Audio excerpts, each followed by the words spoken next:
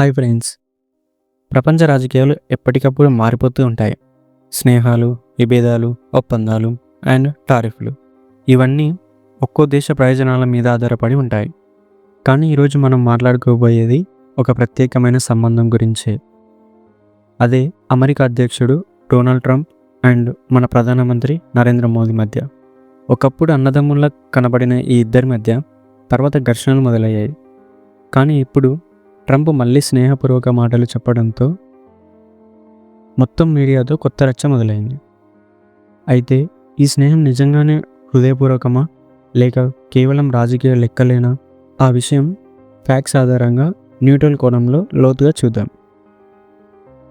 ముందుగా 2014లో మోడీ ప్రధాని అయిన తర్వాత అమెరికాలో సంబంధాలు మరింత వేగంగా మెరుగయ్యాయి. 2016లో ట్రంప్ అధ్యక్షుడు ఎన్నికైనప్పుడు మొదటి నుంచే ఇండియాపై పాజిటివ్ టోన్ కనబరిచాడు. హౌడీ మోదీ ఈవెంట్ ఈస్టర్న్లో, నమస్తే ట్రంప్ ఈవెంట్ అహ్మదాబాద్లో జరిగాయి. ఈ రెండు ఈవెంట్స్లను చూసిన వారు ఆ ఇద్దరు వ్యక్తిగత కెమిస్ట్రీని ఒక లెజెండరీ లెవెల్కి తీసుకెళ్లారు. ప్రపంచ మీడియా కూడా ట్రంప్ మోదీ బ్రోమాన్స్ అని పిలిచింది. ఆ సమయంలో అమెరికా ఇండియా సంబంధాలు చాలా పాజిటివ్గా కనిపించాయి. డిఫెన్స్ ఒప్పందాలు, ఇన్వెస్ట్మెంట్స్, టెక్నాలజీ ట్రాన్స్ఫర్ వంటి అంశాల్లో చర్చలు వేగంగా జరిగాయి. కానీ ఈ స్నేహం ఎక్కువ రోజులు నిలబడలేదు. మొదటగా ట్రేడ్ డెఫిసిట్ సమస్య వచ్చింది. అమెరికా దృష్టిలో భారత్ ఎక్కువగా ఎగుమతులు చేస్తుంది, కానీ దిగుమతులు తక్కువ. దీన్ని తగ్గించడానికి ట్రంప్ అమెరికా ఫస్ట్ పాలసీ కింద భారత్పై భారీ టారిఫ్లు వేశాడు. స్టీల్పై 25% టారిఫ్, అల్యూమినియంపై 10% టారిఫ్, టెక్స్టైల్ అపారెల్ రంగాలపై అదనపు పన్నులు, ఫార్మా మెడికల్ డివైసెస్పై కొత్త నిబంధనలు, ఐటీ రంగంపై లిమిటేషన్స్ పెంచి ఇంకా కఠినంగా చేశాడు. ఈ నిర్ణయం వలన ఇండియా ఎక్స్పోర్ట్ ఛానల్స్ బలంగా దెబ్బతిన్నాయి. ఒక అంచనా ప్రకారం ఇండియా ప్రతి సంవత్సరం $6-8 బిలియన్ల వరకు ఎక్స్పోర్ట్ ఇన్కమ్ కోల్పోతుంది. ఇక భారత్ కూడా ఖాళీగా కూర్చోలేదు.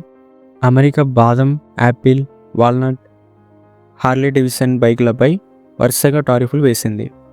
అంటే ఒక రకంగా ట్రేడ్ వార్ వాతావరణం ఏర్పడింది. అదే సమయంలో మరో పెద్ద విభేదం వచ్చింది. రష్యా నుంచి ఆయిల్ కొనుగోలు. అమెరికా, యూరోప్ రష్యాపై సాంక్షన్లు పెట్టినా భారత్ మాత్రం చౌకగా ఆయిల్ కొనుగోలు చేసింది. ఎందుకంటే భారత్కు రోజుకు సుమారు 5 మిలియన్ల బ్యారెల్స్ ఆయిల్ అవసరం పడుతుంది. రష్యా నుండి వచ్చే డిస్కౌంట్ డీల్ లేకపోతే ఇండియాలో పెట్రోల్, డీజిల్ ధరలు ఆకాశాన్ని తాకేవి. అమెరికా పబ్లిక్గా ఇది సరైనది కాదు అని ఒత్తిడి పెడుతూనే ఉంది. కానీ భారత్ మాకు అవసరం ఉంది అని బహిరంగంగానే చెప్పింది. దీంతో సంబంధాలు మరింత కఠినమయ్యాయి. ఇప్పుడు చూస్తే ఈ 50% టారిఫ్ వల్ల ఇండియన్ ఎగుమతిదారులు ఎంతో నష్టం జరిగినట్లు మనం స్పష్టంగా గ్రహించవచ్చు. సుమారు 2.5 బిలియన్ల కొద్దీ ష్రింప్ బిజినెస్ ఇంపాక్ట్, లక్షలాది ఉద్యోగాలు ప్రమాదంలో, వ్యాపారం మొత్తం అస్థిరంగా ఉంది. ప్రభుత్వం నిర్ణయం మన బ్రాంచెస్ పెంచుకోవాలి. ష్రింప్ వంటి మెయిన్ రంగాలకు ఇది మాత్రం తీవ్ర ఎఫెక్ట్ చూపించింది.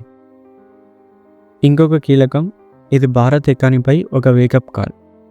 మనం ఎటు దిశగా వెళ్తున్నాము, ఎవరు మనకు ఏం చేస్తారో కూడా సరిగ్గా అర్థం చేసుకోవాల్సిన సమయం ఇది. ఈ బ్యాక్గ్రౌండ్లో ట్రంప్ మాటలు మళ్ళీ వస్తున్నాయనడం, డెమోగ్రాఫికల్లీ మోడీ ప్రధాని పాజిటివ్ వ్యూ ఇవ్వడం, దీన్ని ఒక డిప్లొమాటిక్ సబ్జెక్ట్గా చూస్తే చాలు. ఈ అన్ని ఘర్షణల మధ్య ఇప్పుడు ట్రంప్ అకస్మాత్తుగా సాఫ్ట్ అయ్యాడు. మోడీతో నాకు ప్రత్యేకమైన సంబంధం ఉంది, మనం ఎప్పటికీ మిత్రులుగానే ఉంటాం అని చెప్పాడు. మోదీ కూడా డిప్లొమాటిక్గా కానీ పాజిటివ్గా స్పందించారు. ట్రంప్ భావాలను నేను హృదయపూర్వకంగా స్వీకరిస్తున్నాను. ఇండియా అమెరికా సంబంధాలు చాలా పాజిటివ్గా ఉన్నాయని. అయితే ప్రశ్న ఏంటంటే, ట్రంప్ ఎందుకని సడన్గా టోన్ మార్చాడు? ఒక కారణం, చైనా ప్రభావం పెరగడం. అమెరికాకి ఇండియాని పక్కన పెట్టడం సాధ్యం కాదని ట్రంప్ గ్రహించాడు. మరో కారణం, సొంత ఇమేజ్. ఇండియాతో మిత్రత్వం అంటే అమెరికన్ ప్రజల కళ్ళల్లో పాజిటివ్ సిగ్నల్స్ వస్తాయి. ఇంకో కారణం, జియోపాలిటిక్స్. ఆసియాలో అమెరికాకి స్ట్రాంగ్ అలై అవసరం. దానికి ఇండియా తప్ప మరెవరూ లేరు. ఇండియా జియోపాలిటిక్స్లో ఇప్పుడు రెండు వైపులు నడుస్తుంది. ఒకవైపు బ్రిక్స్లో రష్యా, చైనాతో కలిసింది. మరోవైపు క్వాడ్లో అమెరికా, జపాన్, ఆస్ట్రేలియాతో కలిసి ఉంది. పాకిస్తాన్ విషయంలో కూడా ఇండియా, అమెరికా కొన్నిసార్లు వేర్వేరు వైఖరులు తీసుకున్నాయి. అమెరికా పాకిస్తాన్లో డిప్లొమాటిక్ ట్యాక్స్ కొనసాగించినా ఇండియా మాత్రం పాకిస్తాన్తో కఠినంగానే ఉంది. ఈ జియో పొలిటికల్ ఈక్వేషన్స్లో ఇండియా స్ట్రాటజిక్ అటానమీ అనే మార్గాన్ని ఎంచుకుంది. అంటే ఎవరి వైపు పూర్తిగా సపోర్ట్ చేయకుండా అందరితో ఈక్వల్గా సంబంధాలు కొనసాగించడం. అయితే ఈ ఎక్స్పర్ట్ అనలిస్ట్ చెప్తున్నది ఏమిటంటే, బయటకి స్నేహపూర్వకంగా స్టేట్మెంట్స్ ఉన్నా లోపల విభేదాలు అలాగే ఉన్నాయి. టారిఫ్లు ఇంకా అలాగే ఉన్నాయి. రష్యా ఆయిల్ కొనుగోలు అలాగే కొనసాగుతుంది. ఎకానమీ, డిఫెన్స్, టెక్నాలజీ విషయాల్లో ఇంకా టెన్షన్స్ ఉంది. అయితే the Guardian, BBC, New York times లాంటి మీడియా అభిప్రాయం కూడా ఇదే.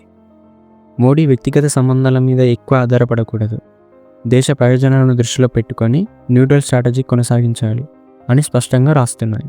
మరి ఇక్కడి నుండి ఏం జరుగుతుందో చూద్దాం. ట్రేడ్ ట్రాక్స్ తిరిగి మొదలయ్యే అవకాశం ఉంది. కొన్ని సెక్టార్లలో టారిఫ్లు తగ్గవచ్చు. అండ్ రష్యా ఆయిల్ ఇష్యూ మాత్రం క్లిష్టంగానే ఉంటుంది. అమెరికా ఇంకా ప్రెజర్ పెడుతూనే ఉంటుంది, కానీ భారత్ తన అవసరాలకు చూసుకుంటూనే ఉంటుంది. అండ్ నెక్స్ట్ వన్, జియో పాలిటిక్స్లో ఇండియా రెండు వైపులా గేమ్ ఆడే అవకాశం ఉంది. క్వాడ్లోను, బ్రిక్స్లోను యాక్టివ్గా ఉంది. అండ్ ఫ్యూచర్ అవుట్లుక్ 2026 నుంచి 2030 వరకు చూస్తే అమెరికాతో సంబంధాలు ఒకప్పుడు పాజిటివ్గా, ఒకప్పుడు నెగిటివ్గా ఉంటాయి, కానీ పూర్తిగా తెగిపోవు. ఎందుకంటే ఇద్దరికీ ఒకరిపై ఒకరికి అవసరం ఉంది. మొత్తం చూస్తే ట్రంప్ మరియు మోడీ సంబంధాలు ఎప్పుడు అప్స్ అండ్ డౌన్స్ లాగానే ఉన్నాయి. ఈరోజు స్నేహపూర్వకంగా మాటలు, రేపు ఘర్షణాత్మక టారిఫ్లు, ఇవన్నీ డిప్లొమసీలో సాధారణం. భారత్కి ఇప్పుడు ముఖ్యం ఏమిటంటే తన సొంత ప్రయోజనాలు, అదే స్ట్రాటజిక్ అటానమీ. మీ అభిప్రాయం ఏంటి? ట్రంప్ మోడీ ఈ స్నేహం నిజమా, లేక కేవలం రాజకీయ డ్రామా మాత్రమేనా? మీ ఆలోచనలు కామెంట్స్లో చెప్పండి. వీడియో బాగుంటే లైక్ చేయండి, షేర్ చేయండి, ఛానల్ని సబ్స్క్రైబ్ చేయండి. జై హింద్.